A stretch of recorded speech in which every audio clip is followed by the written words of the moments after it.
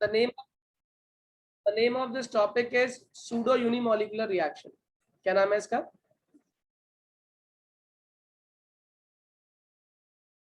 Pseudo unimolecular reaction.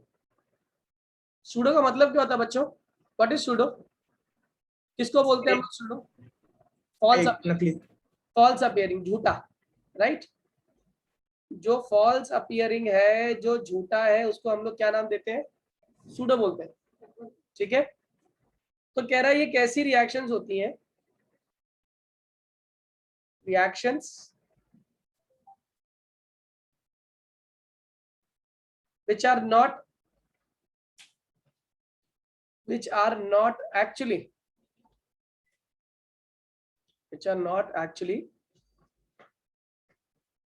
first order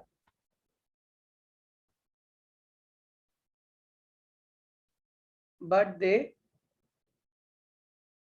appear to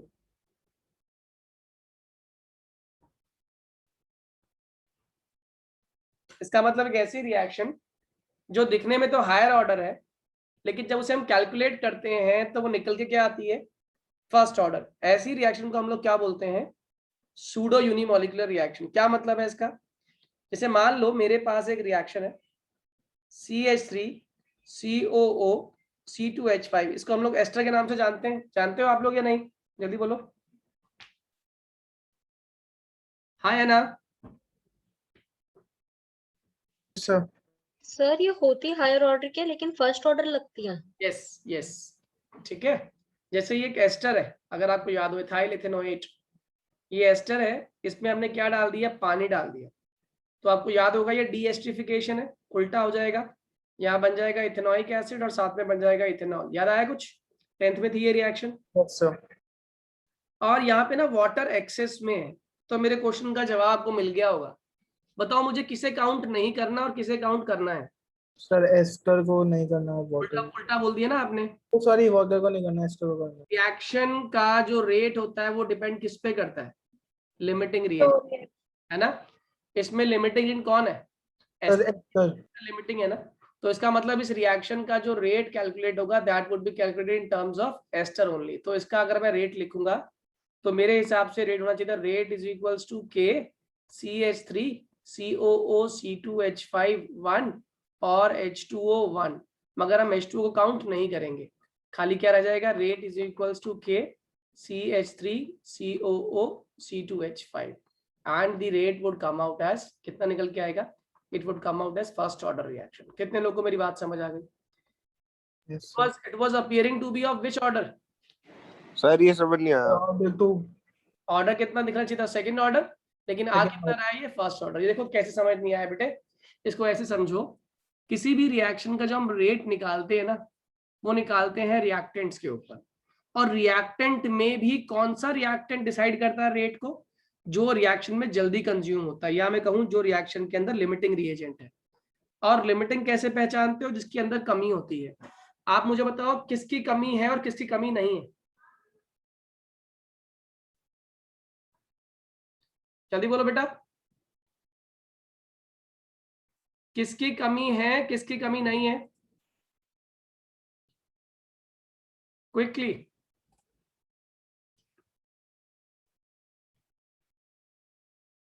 किसकी कमी है बेटा, किसकी कमी नहीं है? सर एस्टर की कमी है। एस्टर की कमी है, और वाटर की क्या है? एक्सेस है ना। तो अगर वाटर की एक्सेस है तो वाटर कभी भी क्या नहीं होगा? लिमिटिंग रिएजेंट नहीं होगा। M I clear? वैभव बात समझ आ रही है? वैभव, अगर एस्टर की कमी है तो एस्टर बन जाएगा लिमिटिंग रिएजेंट, वाटर आपका लिमिटिंग रिएजेंट नहीं होगा, वाटर एक्सेस में है। एक्सेस वाला कभी भी आपका रेट ऑफ रिएक्शन को डिसाइड नहीं करता। Okay sir. हमेशा लिमिटिंग वाला पार्ट जो है वो रिएक्शन को डिसाइड करेगा। यही बात आपने याद रखनी, क्योंकि इसी के बेसिस पे आप किसी भी रिएक्शन का रेट या फिर रिएक्शन का रेट लॉ डिटरमाइन कर सकते हो। ठीक है, याद रहेगा? क्लियर है? हाँ जी सर। अब आगे समझिएगा। एक और रिएक्शन का एग्जांपल लेता हूं। जैसे आप लोगों ने सुना होगा फर्मेंटेशन,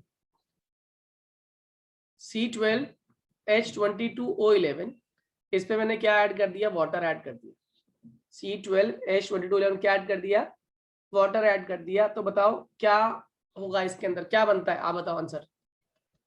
इसका आंसर बनता है C6H12O6 प्लस C6H12O6, यही बनता है ना सर अगर मैं बात करूं वाटर हमारा किस में है, फिर से एक्सेस में है तो आप बताओ रेट क्या दिख रहा है और क्या निकल के आएगा। रेट दिख रहा है मुझे है और 1 निकल के आएगा। H22O11 1 H2O1 that is order comes out to be 1 + 1 = 2 होना चाहिए था, मगर ये गलत हो जाएगा।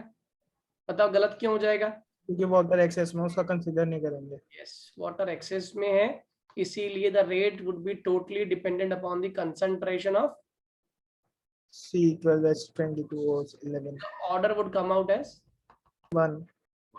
Am I clear to all? Yes sir. समझ आ गया सभी को? हाँ या ना? Yes sir. ठीक है। अब इसके तुरंत बाद कुछ छोटे क्वेश्चंस हैं जो मैं चाहता हूं आप लोग करें। एक बढ़िया क्वेश्चन, एक सिंपल क्वेश्चन, एक बढ़िया क्वेश्चन, सारे टाइप के क्वेश्चन लोग कर लेते हैं। ठीक है, हाफ लाइफ पर बेस भी क्वेश्चन कर लेते हैं हम लोग। पहला क्वेश्चन आप लोगों के लिए कह रहा है हाफ लाइफ पीरियड, बोर्ड में आया हुआ क्वेश्चन है, for first order reaction is 5 × 10⁴ seconds. कह रहा है what percentage of initial concentration of reactant will react in 2 hours। बहुत ही बढ़िया क्वेश्चन है। जो बच्चा थोड़ा कॉम्पिटिशन की तैयारी कर रहा है इसे करके दिखाए, दिमाग लगाने की जरूरत है इसमें, बिना दिमाग के क्वेश्चन होगा नहीं।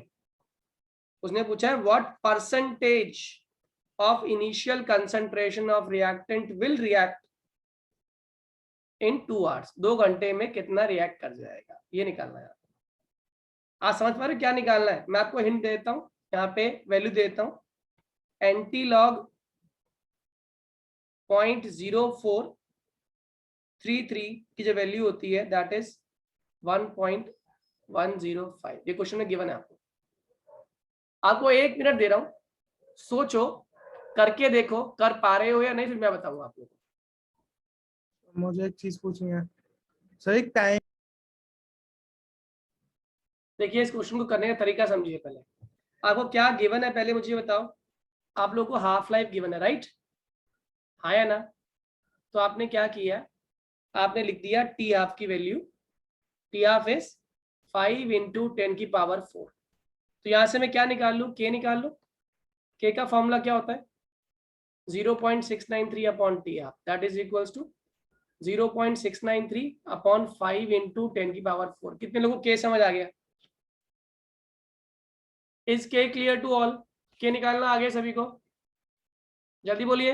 Yes sir. ठीक है, के निकालना आ गया तो उसके बाद क्या करना है आपको, उठा के से पुट करना है किस फॉर्मूले में, k is equals to 2.303 upon T. T कितना है? 2 घंटे, दैट इज 2 × 60 × 60 लॉग। आपसे पूछा क्या उसने? Percentage of initial concentration of reactant, यानी कि मुझे क्या निकालना था बेसिकली, मुझे ये निकालना था बच्चों। यस ठीक है, सर। ये पूरी वैल्यू निकालनी है। तो इसे पूरी वैल्यू निकालने के लिए के की वैल्यू कितनी है? 0.693 upon 5 × 10⁴ is equals to 2.303 upon 2 × 60 × 60 log A0 upon A। और पता है इस ऐसे क्वेश्चन की बढ़िया बात क्या होती है, इस क्वेश्चन में कैलकुलेशन करने की जरूरत पड़ती नहीं है आपको, क्योंकि आपको एंटी लॉग गिवन होता है। एक्चुअली मुझे निकालना था A0 अपॉन A, लेकिन साथ में क्या निकल के आएगा, इस पूरे को सॉल्व करूंगा तो क्या निकलेगा, लॉग A0 अपॉन A निकलेगा। और लॉग A0 अपॉन A की वैल्यू निकल के आने वाली है आप लोगों की 0.0433। मेरी बात समझ आ रही है? हाँ या ना? Yes sir. ठीक है, तो अब मुझे निकालना क्या है, A0 अपॉन A निकालना है। अब यहाँ से A0 अपॉन A कैसे निकलेगा, लॉग को हटाना पड़ेगा। तो मुझे क्या करना पड़ेगा, taking anti log on both sides. ये बात कितने लोग जानते हो, anti log on both sides. और जैसे ही आप इसका एंटी लॉग लोगे तो ये क्या बन जाएगा, ये बन जाएगा anti log log A0 by A। Is equals to anti log 0.0433। Anti log से लॉग गायब हो गया, ये कितना रह गया ए नॉट बाय ए, और ये हो गया एंटी लॉग 0.0433, और इसकी वैल्यू आपको पता है कितनी है 1.10। 1. A not upon A is equals to 1.105। मेरी बात समझ आ रही है, हाँ या ना? अब उसने पूछा कितना कंज्यूम हो गया, तो मुझे क्या निकालना पड़ेगा? ऑब्वियस सी बात है, कितना था और कितना कंज्यूम हो गया ये निकाल लीजिए। तो मुझे क्या करना पड़ेगा, उल्टा कर दो इसका, ए अपॉन ए नॉट की परसेंटेज निकाल दो, that would come out as कितनी वैल्यू जाएगी, ये हो जाएगा 1, दैट इज 100%, अपॉन नीचे कितना है 1.105। सॉल्व कर लो इसको, ये जो आंसर आएगा that is it is coming out to be nearly 90.4। मेरी बात समझ आ रही है, हाँ या ना? बच्चों बात समझ आ रही है आप लोग की, हाँ या ना? सर एक बार क्वेश्चन थोड़ा सा ऊपर करना। अभी दिखाता हूँ सर इसका लास्ट स्टेप समझ नहीं आया। बेटा। लास्ट स्टेप में निकालना क्या था, परसेंटेज ऑफ रिएक्टेंट निकालना है ना आपको। तो हमेशा कैसे निकालोगे, टोटल के रेस्पेक्ट में तो निकालोगे। अरे इसको ऐसे समझ लो ना, ए नॉट बाय ए निकाल रहे हो तो आपने अमाउंट कंज्यूम है, परसेंटेज कैसे निकालते हैं विद रिस्पेक्ट टू इनिशियल, तो दैट वुड बी यानी कि 1/1.105 इंटू 100। बात समझ आ रही है? ऐसे कर लो चाहे तो, या फिर सिंपली डिवाइड कर दो उसको रेसिप्रोकल करके, यानी कि उस वैल्यू को, उसके इनिशियल के वैल्यू को आप टोटल के रेस्पेक्ट में परसेंटेज निकाल रहे हो कि आया कितना परसेंटेज कंज्यूम हुआ उसके अंदर से। बात समझ आ रही है, हाँ या ना?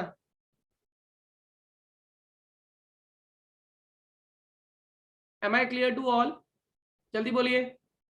ये क्वेश्चन था बेटा इसका, हाफ लाइफ पीरियड दे रखा था इतना, परसेंटेज ऑफ इनिशियल कंसंट्रेशन निकालनी थी 2 घंटे के अंदर, तो कितना आना था ये आपने बता दिया उसको। ये क्लियर हुआ सही बच्चों को? प्लीज रेज योर हैंड, एक बार समझ आ गया तो जल्दी से हाथ खड़ा करें। गुड गुड, वेरी नाइस, शाबाश। अभी भी कुछ बच्चों को एक दो को डाउट है। वैभव समझ नहीं आया? दीपांशु, वैभव, दीपांशु कोई डाउट है? जल्दी बोलिए। नहीं सर। ठीक है, अगला क्वेश्चन लिखिए और ये करके दिखाइए, बिल्कुल सभी लोग कर पाएंगे इस क्वेश्चन को। क्वेश्चन सुनिएगा, ये एनसीईआरटी में भी है। कह रहा है half life for radio active carbon 14 is 5730 years। कह रहा है the wood obtained has 80% of carbon 14। कह रहे estimate the age of tree। जिस ट्री की ये वुड है उस ट्री की हमें एज एस्टिमेट करनी है। अब वो क्या गिवन है पहले मुझे ये बताओ, जल्दी बोलिए क्वेश्चन पढ़ के। क्या हाफ लाइफ गिवन है, हाफ लाइफ गिवन से क्या निकाल लोगे? वैल्यू के निकाल लोगे। वेरी गुड, इतनी बात समझ आ गई सभी लोग। के निकालो पहले फटाफट जल्दी से। के इक्वल्स टू कितना हो जाएगा आपका 0.693 upon T half, that is 0.693 upon 5730 years. इसको ईयर्स में रहने दो क्योंकि कोई और सेकेंड्स में कोई वैल्यू दी नहीं रखी, तो ईयर्स में निकाल लेंगे, कोई दिक्कत नहीं है। अब इसने क्या कह दिया, the wood obtained has 80% of carbon 14। इसका मतलब क्या है, रिड्यूस टू है, रिड्यूस्ड बाय है? रिड्यूस बाय, गलत, सॉरी 2 है ये। तो उसने कह दिया इतना है उसके पास, तो यानी कि 100 से 80 हो गई है वो। ओके, तो यह ध्यान रखेंगे जब हम लगाएंगे इसके अंदर कौन सा formula, first order equation, k is equals to 2.303 upon T log A not upon, ये कितना हो जाएगा 80% है ना, तो 80/100 ऑफ ए नॉट। मेरी बात समझ आ रही है, हाँ या ना? जल्दी बोलिए, मेरी बात समझ आ रही है सभी को? हाँ सर। अब यहां से ए नॉट से ए नॉट कट गया, 100 ऊपर आ गया, ये बन गया आपका K is equals to 2.303 upon T, log 100 ऊपर आया है तो 5/4। 5/4। तो यहाँ से T निकाल लेंगे हम लोग, निकाल पाएंगे या नहीं? Yes sir. T would be simply equal to 2.303 upon 0.693 into 5730 log 5 minus log 4। और आपको log 5 की वैल्यू भी गिवन होगी, log 5 भी आपको दे रखा होगा और log 4 भी देखा होगा, या फिर log 5/4 इज बेसिकली log 1.25 है ना, डिवाइड कर दें तो log 1.25, और आपको कह रखा है log 1.25 की वैल्यू है 0.09। कितने लोगों को बात समझ आ गई? Yes sir sir. एक बार ये रिड्यूस टू रिड्यूस का बता दो। रिड्यूस टू में क्या होता है बेटा, जितना अमाउंट दिया है वो एज इट इज नीचे आ जाएगा। रिड्यूस बाय में क्या होता है, जितना अमाउंट दिया है उसे इनिशियल में से माइनस करिए। सर हमें पता कैसे चलेगा कि इसका रिड्यूस टू इंग्लिश का इस्तेमाल करेंगे हम। उसने कहा था वुड ऑब्टेन्ड हैज 80%। इसका मतलब क्या हुआ, इसका मतलब क्या हुआ विधि? ही वुड इतनी कंजर्व हो गई। उसके पास अब इतना जो वुड ऑब्टेन्ड है उसके अंदर 80% कार्बन 14 है। यस ठीक है ना, तो it is reduced to. Am I clear to all?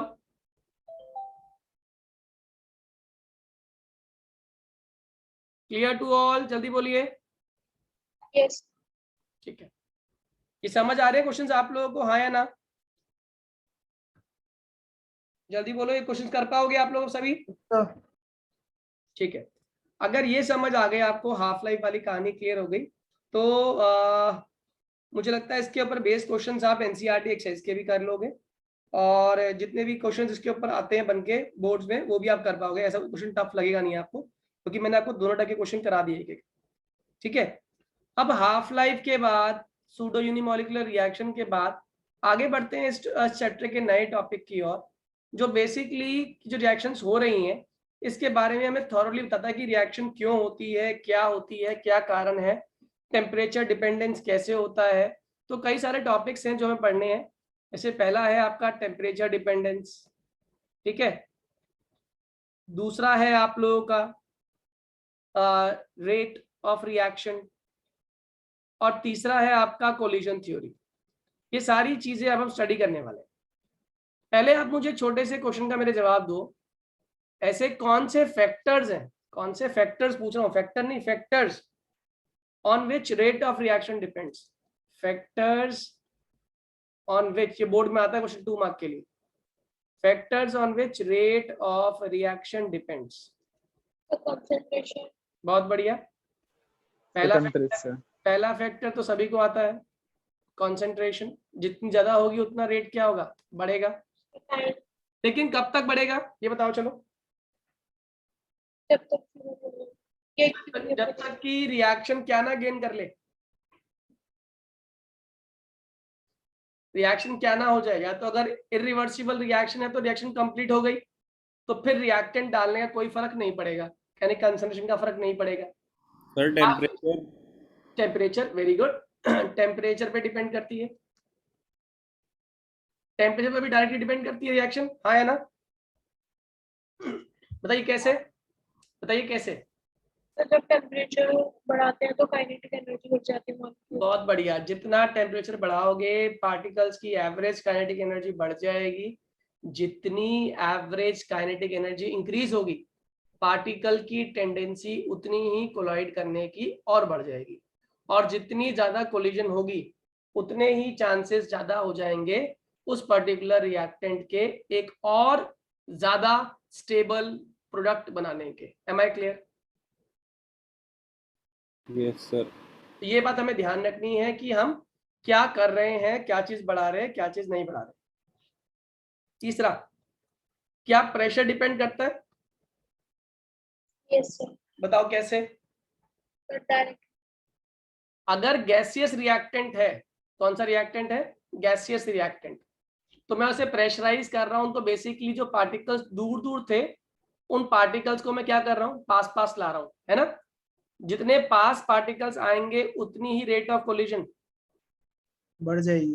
Very good, और जितनी रेट ऑफ कोलिजन बढ़ जाएगी मतलब जितना कोरिलेशन बढ़ जाएगी उतना ही रेट ऑफ रिएक्शन भी इंक्रीज हो जाएगा। Am I clear to all? Yes sir. ठीक है। एक और इम्पोर्टेंट फैक्टर जो है जिसको हम लोग बोलते हैं सरफेस एरिया। आप लोग मानते हो सरफेस एरिया का तो फर्क पड़ता है या नहीं पड़ता? यस बताओ कैसे पड़ता है? Sir, inversely. डायरेक्टली। आप ये बताओ मुझे, आप 9th क्लास में क्वेश्चन पढ़ा करते थे कि गरम गरम चाय है, इसको पीना है, तो आप क्या इस्तेमाल पीना के लिए इस्तेमाल करने की कोशिश करेंगे? क्या आप उसे एक बड़ी सी प्लेट में पीना पसंद करेंगे या फिर एक छोटे कप में? प्लेट। क्यों प्लेट में, क्यों? सरफेस एरिया ज्यादा हो, बहुत टेम्परेचर। बढ़िया। जितना सरफेस एरिया ज्यादा होगा उतनी ही आसानी से उस रिएक्शन के हीट का एक्सचेंज सिस्टम से सराउंडिंग में ज्यादा होगा, यानी कि रेट ऑफ रिएक्शन क्या हो रही है? बढ़ रही है। बहुत बढ़िया। तो सरफेस एरिया हमेशा रेट ऑफ रिएक्शन को इंक्रीज करता है। इसीलिए आप याद रखिएगा, जो भी चीज आप लेते हो, चाहे रिएक्टेंट लेते हो या फिर कोई कैटलिस्ट लेते हो, वो हमेशा किस फॉर्म में लेते हो आप? पाउडर्ड फॉर्म में। आप हमेशा टेल्कम पाउडर खरीदते हो। टेल्कम कभी भी वो नहीं खरीदते, बार नहीं खरीदते। टेल्कम पाउडर का बेनिफिट क्या होता है बताओ जल्दी सभी लोग? सब फ्रिक्शन कम करता है। तो नहीं, फ्रिक्शन तो कम करता ही है, थोड़ा सा पाउडर पूरी बॉडी फैलता है ना? क्योंकि किस फॉर्म में है वो? छोटे छोटे पार्टिकल्स की फॉर्म में। सरफेस एरिया बढ़ा दिया। जब भी आप किसी भी चीज को पाउडर फॉर्म में करते हो तो आप क्या बढ़ा देते हो? उसका सरफेस एरिया इंक्रीज कर देते हो। जितना सरफेस एरिया ज्यादा होगा उतना रेट ऑफ रिएक्शन बढ़ जाएगा। Am I clear to all? जल्दी बोलिए हाँ या ना। सर ठीक है। अगर अब ये समझ आ गई तो अगली बात जो बताने वाला हूं वो ध्यान दीजिएगा। एक्सपेरिमेंटली क्या फाइंड आउट किया गया, इसमें लिख सकते हैं हम लोग टेम्परेचर डिपेंडेंस पे। एक्सपेरिमेंटली ऐसा पाया गया कि जब हम किसी भी रिएक्शन के अंदर टेम्परेचर को बढ़ाते हैं, और कितना बढ़ाते हैं? 10 डिग्री सेल्सियस। ठीक है। तो जो रिएक्शन का रेट है वो जस्ट क्या आता है? डबल। याद रखिएगा क्या कहा उसने? If we increase rate of reaction by 10 degree Celsius, the rate of reaction gets doubled. Rate of reaction क्या हो जाता है? डबल हो जाता है। जैसे एग्जांपल के तौर पे इसको चाहे तो ऐसे लिख सकते हो इन फॉर्म ऑफ प्रेजेंटेशन। इसको ऐसे लिखिए कि when we calculate temperature coefficient, that is basically the ratio. Temperature coefficient निकाल रहे हैं हम किसी भी एक रिएक्शन का दो पर्टिकुलर टेम्परेचर पे। तो temperature coefficient is rate constant eight 308 kelvin upon rate constant eight 298 kelvin. क्या कहा मैंने? Rate constant eight 308 kelvin upon rate constant eight 298 kelvin. इनका जो रेशियो है, ऐसा पाया गया कि रिएक्शन के अंदर 10 डिग्री सेल्सियस राइज करने पे रिएक्शन का जो रेट है वो जस्ट क्या हो गया? वो डबल हो गया। तो इसको हमने स्टडी किया by the help of temperature dependence of reaction. ये सारी जो कहानी हम पढ़ रहे हैं ना बच्चों, सारी की सारी जो कहानी हम पढ़ रहे हैं, इसे पढ़ने के लिए एक साइंटिस्ट रिस्पॉन्सिबल थे जिनका नाम था आर्हीनियस। क्या नाम था इनका? आर्हीनियस। और इन्होंने इक्वेशन दी, आर्हीनियस इक्वेशन, जो टेम्परेचर और रेट ऑफ रिएक्शन को स्टडी करने में हेल्प करती है। और वो रिएक्शन थी K is equals to A into E की power minus EA upon RT। क्या फॉर्मूला है? K is equals to A into small e की power minus EA upon RT। और इस सब में क्या किसकी वैल्यू होती है ये समझने की कोशिश कीजिएगा, कौन सी वैल्यू क्या होती है। उसने कहा यहां पर ए जो होता है ना, हाँ बेटा बोलो। जो माइनस EA अपॉन RT है वो सिर्फ E की पावर है ना? है, राइट। जो ए है इसको हम लोग प्री एक्सपोनेंशियल फैक्टर भी कहते हैं, क्योंकि एक्सपोनेंट से पहले आ रहा है। और इसको एक और नाम से जानते हो आप लोग, इसे बोलेंगे आज के बाद फ्रीक्वेंसी फैक्टर। क्या होता है, क्यों होता है, पढ़ाऊंगा आपको इसके बारे में। फ्रीक्वेंसी फैक्टर जो EA है इसको हम एक नाम से जानते हैं एक्टिवेशन एनर्जी। कौन सी energy? Activation energy. What is ये? Activation energy. What is R? R यहां पर है गैस कांस्टेंट और टी यहां पर क्या है? Temperature in kelvin. क्या कहा मैंने? What is T? Temperature in kelvin. What is R? Gas constant. What is E A? Activation energy. What is A? Pre exponential factor या फिर फ्रीक्वेंसी फैक्टर. ये जो फॉर्मूला हम यहाँ पे लिख रहे हैं k is equals to A power minus E A by R T, यहाँ पे हर टर्म की एक इंपॉर्टेंस है. मैं आपको अभी क्लियर करूंगा एक ग्राफ की हेल्प से समझाने की कोशिश करूंगा. पहले इसको मैं जरा लिख दूं इस तरीके से, k is equals to A into E की power minus E A by R T. मैंने क्या किया? दोनों तरफ लॉग ले लिया, taking log on both sides. Taking ln मतलब natural log, log on both sides, दोनों तरफ लॉग ले लिया. जो बच्चे जिनके पास मैथ्स नहीं है, बायो है, वो ध्यान देंगे. ये फर्स्ट फंक्शन है और ये पूरा सेकेंड फंक्शन. ठीक है, तो फॉर्मूला को ऐसा बन गया, ये बन गया log k और log की प्रॉपर्टी होती है log a into B is equals to होता है log a plus log b. याद रखना. तो log k is equals to ये हो गया log a plus log e की power minus E A upon R T. ये नेचुरल लॉग होता है बच्चों और इसका बेस, जैसे लॉग का बेस क्या होता है? लॉग का बेस क्या होता है? 10. नेचुरल लॉग का बेस क्या होता है? e. Am I clear to all? तो लॉग का बेस 10 होता है और अगर log 10 की वैल्यू करें तो कितना होता है वो वैल्यू? 1.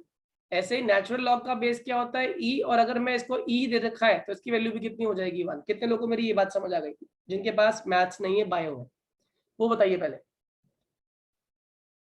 ln e की वैल्यू 1 होती है, समझ आ रही है हाँ या ना? यानी कि मैं ये कहना चाह रहा हूं कि यहाँ पे इसका बेस e है automatically. Am I clear to all बच्चों? Am I clear to you? Yes sir. सभी लोगों को समझ आई ये बात? ये बात समझ आनी जरूरी है. अगर ये समझ नहीं आएगा तो क्वेश्चन नहीं कर पाओगे आप. फिर से बताऊं क्या एक बार? फिर से बात बोलूं बच्चों? Yes sir. देखो देखो, ऐसा है बेटा, जब मैं बोलता हूँ खाली लॉग, तो वो खाली लॉग नहीं होता, उसका ऑटोमेटिकली एक बेस होता है जो छुपा हुआ है, वो है log 10. ऐसे ही बोल रहा हूँ मैं नेचुरल लॉग, तो नेचुरल लॉग नहीं होता, इसका बेस ऑटोमेटिकली ई होता ही होता है. ठीक है बेटा? अब मैंने कहा log 10 की वैल्यू निकाल दो. इसकी वैल्यू निकाल दो log 10 की. तो मैंने log 10 लिखा, लेकिन आप लोग जानते हैं ना log का बेस क्या होता है? 10. तो जब बेस और वैल्यू सेम होती है तो आंसर कितना होता है? 1. अब इस क्वेश्चन में आप नोटिस करो, मैंने कहा log e निकाल दो, ln e. तो आपने कहा ln e लिख देता हूं, लेकिन ln का नेचुरल बेस क्या होता है? e. तो ये वैल्यू कितनी हो जाएगी? 1. कितने लोग को ये समझ आ गया? अब समझ आई बात? Yes sir. क्लियर हुई बात? सर ये नहीं आई समझ. मेरे बेटे, लॉग की पॉकेट में छुपा हुआ बैठा हुआ है 10. LOG की पॉकेट में कौन बैठा हुआ है? बेस क्या होता है उसका? 10. ऐसे ही ln की पॉकेट में कौन छुपा हुआ बैठा हुआ है? e. आप कुछ ना भी बोलो तो ln के पास क्या प्रेजेंट है? चरणों में उसके e प्रेजेंट है. अब इस क्वेश्चन में आप देखो, ऊपर जो हम डेरिवेशन कर रहे हैं, यहाँ पे जब मैंने इसका लॉग लिया, नेचुरल लॉग, तो मेरे लिए तो ये ln a आ रहा और मेरे लिए ये क्या बना? ln e की power minus E A by R T. ये लिखा मैंने इसको, देख बेटा नीचे, हाँ या ना? अभी तक मैंने जो लॉग के पास होता है, नेचुरली जो होता है लॉग के पास, वो नहीं लिखा था. अब मैंने क्या हुआ, अगले स्टेप में दिखा दिया आप लोगों को कि एक्चुअली में लॉग का बेस भी क्या होता है. ln का बेस क्या होता है बच्चों? ln इज नेचुरल लॉग, घबराओ मत. ln इज नेचुरल लॉग और लॉग जो वर्ड है उसका बेस क्या होता है? 10. नेचुरल लॉग का बेस क्या होता है? स्मॉल ई. तो इसका बेस भी स्मॉल ई और वैल्यू भी स्मॉल ई है, तो ये वैल्यू क्या हो जाएगी? 1 हो जाएगी ना हमारी, हाँ या ना? Yes sir. उससे पहले पहले हम जानते हैं लॉग का रूल, जो पावर होती है वो क्या होती है? आगे आ जाती है. ये बात पता है नहीं? हाँ सर. Yes sir. कितने लोगों को ये वैल्यू पता है लॉग के बारे में कि लॉग की जो पावर होती है, जो भी लॉग की वैल्यू दी होती है, उसमें जो पावर होती है, पावर क्या होती है? आगे आ जाती है. अब इस केस में पावर आगे आएगी, हाँ या ना? तो देखो क्या बनने वाला है, मैं आपको दिखा देता हूँ एक बार. देखो ये सिंपली हो जाएगा हमारा ln के is equals to ln a minus EA upon RT, ये हो गया ln e की पावर e। ये वैल्यू कितनी हो जाएगी? 1। तो ये खाली क्या रह गया? ln k is equals to ln a minus EA upon RT। कितने लोग को ये पूरी बात समझ आ गई यहाँ तक? ये एनसीईआरटी मिलेगी नहीं डेरिवेशन आप लोग को, ध्यान समझ लो इसलिए। हाँ या ना? Yes sir. Is the concept clear to all? जल्दी बोलिए। Yes sir. ठीक है, और यहाँ पे लिख भी दीजिए ब्रैकेट में, ln e बेस e की वैल्यू कितनी होती है? 1 होती है। अब इसके आगे समझिएगा, इसके आगे मैंने क्या किया, क्यों ना इस पूरे क्वेश्चन, इस पूरे फॉर्मूला को log बेस 10 में कन्वर्ट कर लूं। तो उसके लिए भी याद रखिएगा आगे से कि जो ln होता है natural log, that is simply equal to 2.303 times log base 10। क्या कहा मैंने? एक ln की वैल्यू क्या होती है? 2.303 log base 10। Am I clear to you? हाँ या ना? Yes sir. अब यहाँ सुनो, सर जो log 10 log बेस 10 है, element वो का बेस होगा ना? वाला, वो बेस वाला है। हाँ सर, वही बेस वाला, मतलब a आ जाएगा ना उसके बाद। ये मतलब एक अगर ln है a ले रहे हैं हम, देखो, तो अभी अभी अभी 2.30। लिख लेता हूँ, पहले लिख लेता हूँ। मैंने इसको कन्वर्ट किया तो सब जगह जहां पे नेचुरल लॉग है वहां पे पुट कर दूं इसको। तो ये हो गया 2.303 log k is equals to 2.303 log a minus EA upon 2.303 RT। मेरी बात समझ आ रही है? जल्दी बोलो। नहीं सॉरी, E अपॉन RT। 2.3 थोड़ी आएगा यहाँ पे, ln थोड़ी है, माइनस EA अपॉन RT। कहानी समझ आ रही है? Yes sir. जहां जहां ln था वहां मैंने क्या कर दिया, 2.303 log 10 लिख दिया। कोई दिक्कत तो नहीं?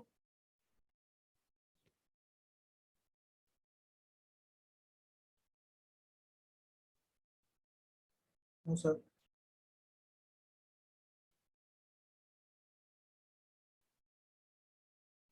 समझ आया या नहीं? Yes sir. Yes sir.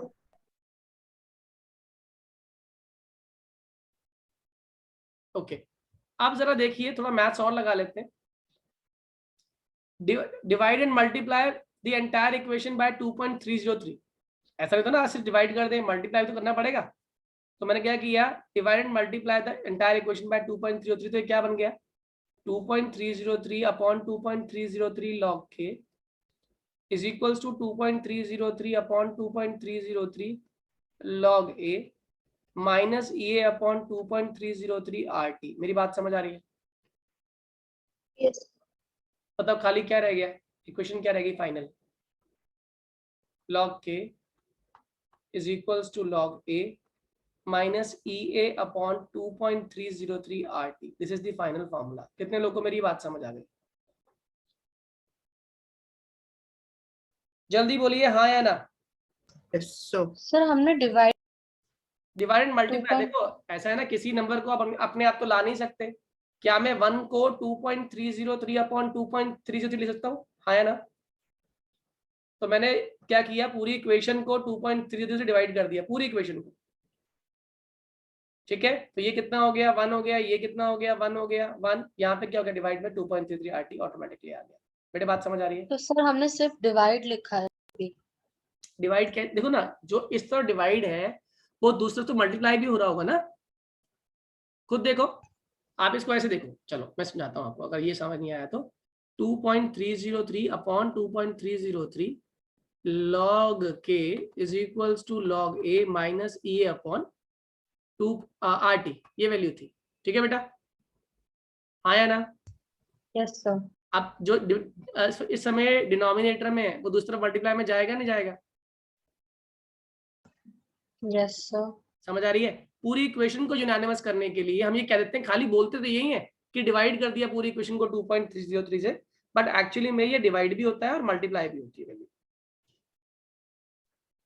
ठीक है ऐश्वर्या? यस क्योंकि सर, आप लेकिन हम लिखते वक्त कैसे लिखेंगे, डिवाइड एंड मल्टीप्लाई? लिखते वक्त आप बोलिएगा divide the entire equation by 2.303।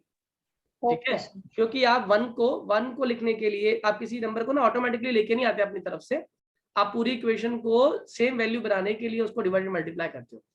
तो ये जो इक्वेशन पूरी बन के आई है कि क्या बन के आ रही है, ये इक्वेशन आ गई। अब जिन्होंने स्ट्रेट लाइन पढ़ी है मैथ्स में 11th क्लास में, एक फॉर्मूला होता है इक्वेशन ऑफ स्ट्रेट लाइन का, अगर आपको याद हो तो फॉर्मूला होता है y is equals to M X plus C. जिन्हें नहीं आता वो सुन लीजिए एक बार, y is equals to M X plus C, जहाँ पे y रिप्रेजेंट कर रहा होता है y इंटरसेप्ट को, x कर रहा होता है x एक्सिस पे बने हुए इंटरसेप्ट को, c होती है स्लोप, c हो गया उसका एक इंटरसेप्ट, और m हो गई स्लोप, m स्लोप है, y एक्सिस की बात कर रहा है, x एक्सिस की बात कर रही है, c हमारा इंटरसेप्ट होता है। ठीक है, तो एक्चुअली मैं अगर इसे कंपेयर करूं, मैं इस इक्वेशन को log k is equals to log a minus EA upon 2.303 RT। ठीक है, अगर मैं आपसे कहूं कि ग्राफ प्लॉट करिए किसके बीच में, log k और 1/t के बीच में, किसके बीच में ग्राफ प्लॉट करना है, log k और 1/t के बीच में, यानी कि ये देखो ध्यान से, log k is equals to 1/t, तो ये जो वैल्यू है कितनी हो रही है साथ में, minus EA upon 2.303 R plus log a। कोई दिक्कत तो नहीं है? अब जरा कंपेयर करना, ये क्या बन गया y, ये क्या बन गया x, ये क्या बन गया m, क्योंकि क्या था formula, y is equals to M X plus C. तो बताओ इसमें कौन कौन क्या क्या चीज रिप्रेजेंट कर रही है, क्या क्या चीज यहाँ पे कौन कौन रिप्रेजेंट कर रहा है, जल्दी बताइए एक बार।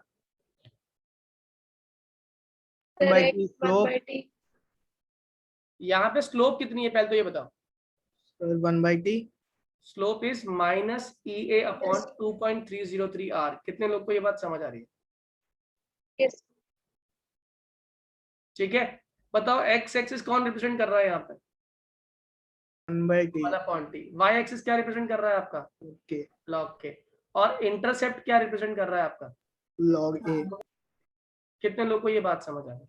Yes sir. ये क्वेश्चन ना आपको कॉम्पिटिशन में बहुत पूछा जाता है, जेई मेंस में और नीट में ऐसे क्वेश्चन पूछ लेते हैं आपको कि इक्वेशन देख के मैथमेटिकली पूछेगा आपसे, बताओ इस इक्वेशन की स्लोप क्या है, कर पाओगे नहीं। अगर ग्राफ प्लॉट करो तो ग्राफ कुछ ऐसा बनता है इसका, नीचे की तरफ आता हुआ, जो इसकी स्लोप बन रही है आप लिख दोगे स्लोप कितनी है, माइनस EA अपॉन 2.303 R, और इसका इंटरसेप्ट कितना, कोई पूछे आपसे कितना इंटरसेप्ट है तो आप कहोगे इंटरसेप्ट इज सिंपली कितना है, बोलो log a। Am I clear to all? Yes sir. ये कहानी समझ आ गई सभी बच्चों को, जल्दी बोलो हाँ या ना। ठीक है, अगर ये कहानी समझ आ गई, ये तो था हमारा फॉर्मूला जब आपको एक टेम्परेचर दिया हो, यानी क्या दिया हो, सिर्फ 1 temperature is given to you, तभी तो आप फॉर्मूला ये इस्तेमाल करोगे। लेकिन क्या हो जो आपको 2 रेट दिए हो, let temperature be T1, rate constant कितना हो गया हमारा K1, let final temperature be T2, rate constant would be K2। देखो क्या होने वाला है, फॉर्मूला क्या बनने वाला है, हमने पढ़ा था फॉर्मूला, अभी क्या बना था formula, log k is equals to log a minus, ये फॉर्मूला है आपका, log k is equals to log a minus EA upon 2.303 RT, right. अब मैं वैल्यू पुट कर रहा हूं तो ये बन गया log K1, log a तो वही रहेगा, माइनस EA अपॉन 2.303 R वही रहेगा, क्या बन जाएगा T1, इक्वेशन नंबर 1। कितने लोगों को बात समझ आ गई? सर आ गई। कंडीशन 1, बताओ कंडीशन 2 क्या हो जाएगी, log k को log a log a upon 2.303 RT2। कितने लोग को ये बात समझ आ गई? आ गई सर। अब क्या किया मैंने, दोनों इक्वेशन को माइनस कर दिया, सेकंड माइनस फर्स्ट, ठीक है, तो ये क्या बन गया, log K2 minus log K1 is equals to log A minus log A basically, और यहाँ कितना हो जाएगा माइनस, अगर मैं कॉमन ले लूँ, क्या कॉमन ले लूँ, minus, EA upon 2.303 R common ले लिया, बताओ अंदर क्या बचेगा? तब 1/T2 minus 1/T1. 1/T2 minus 1/T1, ये आ रहा सभी का? Yes sir. जल्दी बोलिए हाँ या ना, क्या उल्टा होगा? सही है। जल्दी बोलिए क्या वैल्यू आएगी? नहीं सर सही. सही है। देखते हैं, लॉग की प्रॉपर्टी होती है दो चीज माइनस में हो तो लॉग किस में आती है? डिवाइड। Divide. तो ये हो गया log K2/K1, log A/A cut गया और log 1 कितना होता है? 0। ठीक है, और ये हो गया minus EA upon 2.303 R 1/T2 minus 1/T1, आया ना? अब इस माइनस को अंदर ले जाऊं तो बताओ फॉर्मूला क्या बन जाएगा? EA अपॉन 2.303 R ब्रैकेट में 1/T1 minus 1/T2 equal to क्या चल रहा है? log K2 upon K1। Am I clear to all? Yes sir. Very very very very important formula, इस पर बेस आपके बहुत सारे क्वेश्चंस आएंगे। एक बार ये फॉर्मूला देखो दोबारा से,